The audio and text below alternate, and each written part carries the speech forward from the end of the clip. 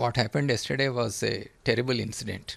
I was away in some official meeting, and about 400 or 500 students gathered in front of my residence around 6 p.m. in the evening. They broke open the main gate and reached the main door of my house, and my wife was alone.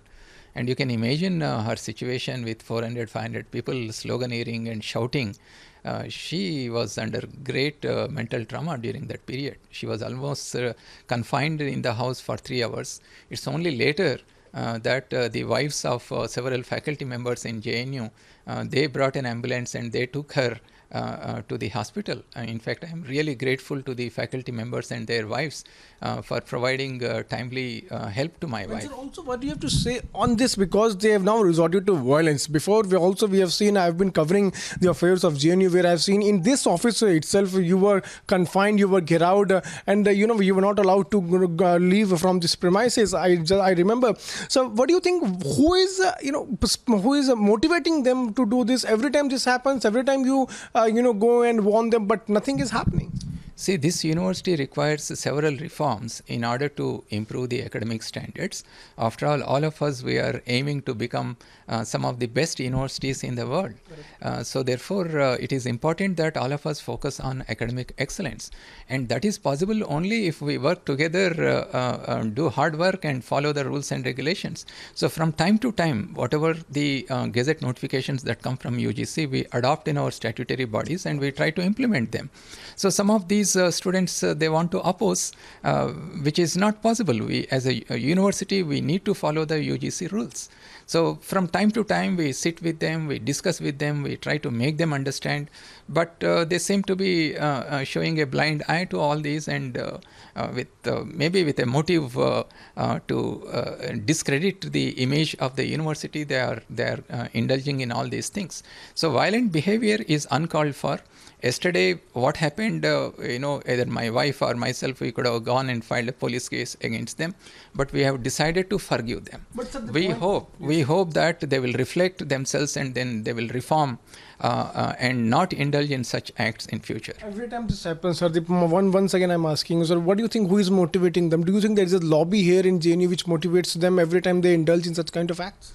Everybody knows who is doing that. From time to time, we have released press notes also where we have clearly explained that such kind of things are not good for the future of the university. Any message to these students, sir?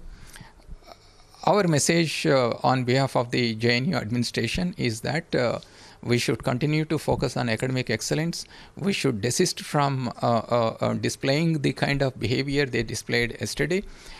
We should participate in debate and discussion and resolve whatever issues that are there in front of us. Also after yesterday's... And we are always welcome for any dialogue with the students. We never said no. Also, after yesterday's incident, I'm looking forward to have an inquiry as far as the whole case is concerned. The Chief Proctor's Office, of course, will look into it, because yesterday there were several guards, especially the female guards, who were injured, and all that will be inquired into, and appropriate action will be taken as per the rules of the university, because it's a clear case of indiscipline. After all, the security guards were doing their job. Why one should attack them and why one should injure them? It is very, very unfortunate. All right, Piyush, now my colleague who spoke with the Chancellor on record, in fact, joining us live on this broadcast. Piyush, over to you. What's the sense that you are getting here? Although the VC tells you that they have forgiven the students, but something like this is absolutely condemnable. Yes, protest is within the ambit of their rights, but not the way it was done yesterday. What more are you picking up? Do you think there is more to it that meets the eye?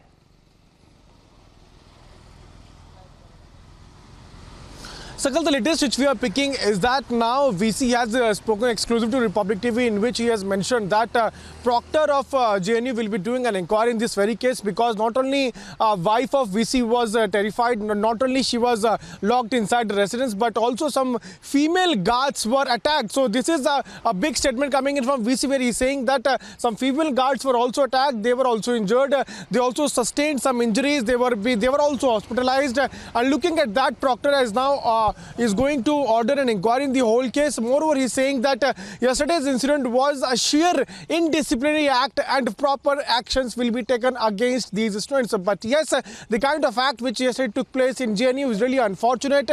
We broke this story first at around 5:30. At around 300 to 400 students entered inside the residence of VC, and while they entered inside the residence of VC, they also broke his gate, and after that, the wife of VC was locked inside her residence. And when police was called, the situation was made under control. Then wife of VC was hospitalized. So indeed, now the protesters have resorted to violence. They are breaking the gates.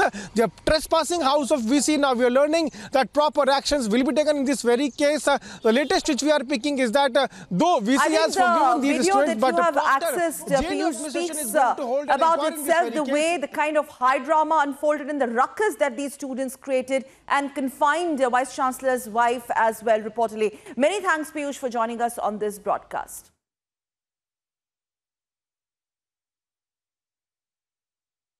Well, we take a short break here, but on the other